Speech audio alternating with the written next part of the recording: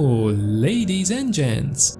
We have a bonus video for you today, featuring the space arena shooter Dreadnought, where you can pit massive battleships against each other in 8v8 PvP matches. This video has been sponsored by Greybox, the publisher of the game, celebrating the Steam release of this free-to-play title. So what's there to keep you busy, you might ask? Well, we have 3 unique tech trees, over 60 ships spread through 5 tiers and 5 classes, with 4 game modes to blast each other out of the sky or space depending on the map. Talking about classes, one of the things that I really did enjoy about this game is the variety of the ships, as all the classes felt very different to play. For starters, you have the class that I'm guessing most new players will try out first, the Dreadnoughts, the biggest, meanest space fortresses out there, capable of packing a serious punch and withstanding a lot of the incoming fire as well. Just try not to get too carried away in your power fantasy, as you won't really be outmaneuvering things much. Still, warping in next to someone and then absolutely pulverizing them with a full broadside from your plasma cannons is not something that will ever get old. We've been hit hard. Damage control teams dispatched. Engaging. That's why you're the captain. Then of course you have the artillery cruisers, that are basically massive guns with engines bolted on them, ideal for some long-range fun times. They pack an absolutely devastating punch that not even Dreadnoughts can ignore, especially when you activate your siege mode, raining deadly fire on the unfortunate enemy. I mean, sure, if they do get jumped on, they are pretty much dead. However, if blasting someone in the face, then engaging your cloaking sounds like your style of dirty fun, then this is the class for you.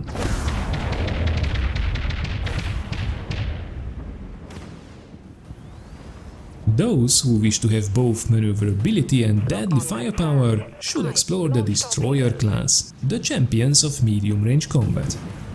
Outmaneuver your enemy and unleash a surprisingly impressive amount of pain on them. Sounds like fun? Well, that's because it is. Also, did I mention that higher tier ships in this class can equip a plasma ram, allowing them to literally go and headbutt the enemy ship for a massive amount of damage? I rest my case. Did I already tell you that I like destroyers? We've got a lock. Now, if you are one of the unsung heroes of the multiplayer world, the tactical cruiser support class will be the one for you, as many of these ships focus on keeping your teammates alive, allowing them to outlast the enemy. Now, most of them can be also used offensively though, so don't forget to poke those enemy ships as well. Captain, activating. And finally, the real connoisseurs will appreciate the Corvette class, the tiny mosquitoes with a really serious bite. While everyone will be busy trying not to fly their huge battleships into a space station or mountain, you will suddenly turn upon their six, blast them back to the shipyard and escape at a blistering speed. Seasoned players can be incredibly powerful in these little monsters. However, newer captains might struggle in them a little bit. In completely unrelated news, I'm absolutely horrible at these at the moment. Amplifying weapons, aye. Ship is damaged, Captain. That's why you're the captain. Unlocking all these ships is quite straightforward. After every battle, your rewards will be experience and credits, which you can then use to upgrade the different modules on your ship, giving you more firepower, more protection or better cooldowns.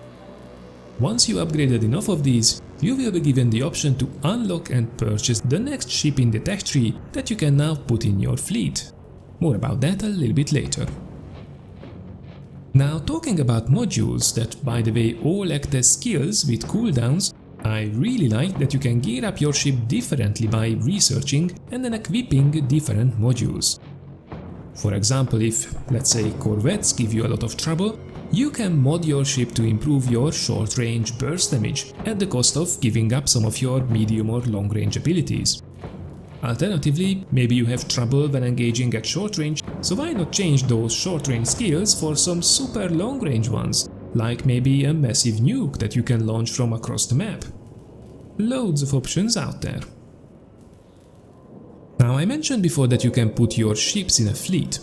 This is a really important thing to do, because you can designate 5 ships, aka your fleet, that you can choose from at the start of the battle and at every respawn as well. Now, this gives you the option to adapt your strategy to every match. Does the enemy team have a lot of artillery cruisers? Jump into a corvette and give them a really hard time. Are your dreadnoughts getting shredded? Maybe an extra tactical cruiser will do the trick and turn the tide of the battle. Now, once you created the perfect fleet, it's time to check out the built-in customization system so you can really make these steel behemoths your own. With a variety of paint jobs and decals at your service, you can really shape them to be even more epic or completely bonkers if you wish so. Because every captain knows that looking good is half the success. Besides, if you can put a skull on a massive spaceship, you obviously do it. I don't think there is much debate on that one. As for game mode wise, we can choose between the classical Team Deathmatch with unlimited respawns, Onslaught, a twist on Team Deathmatch where you still have unlimited respawns while chasing kills. However, this time around both of the teams have now massive AI-controlled command ships and smaller, also AI-controlled assault ships and fighters to make the fight extra epic. Oh, and we also have Conquest, which is basically a capture the flag with spaceships. However, I have to admit this has been a great source of frustration for me, because, you know, this will require for people to actually care about the flags and, you know, just do well how pub games usually go, at least in the lower tiers. Finally, there is still the Proving Grounds, which is training against AI-controlled ships, which could come handy if you want to sink your teeth into a new class. Alright, so this has been the game's basics in a nutshell. Now let's see my personal comments and some suggestions for any new captains out there. First of all, one of the biggest mistakes that new people make is that they completely forget to use the game's energy system. Apart from maneuvering your ship, shooting your guns and popping your cooldowns, you should always keep an eye on your energy level. This is basically a boost that quickly refills after being used up and that you can allocate to your engines, your shields or your guns. Don't let it go to waste. There is always something you can do with it, whether it's mitigating incoming damage, boosting your DPM or simply getting into position faster. I would also suggest binding them to specific keys instead of using the energy wheel. It will make things a whole lot easier.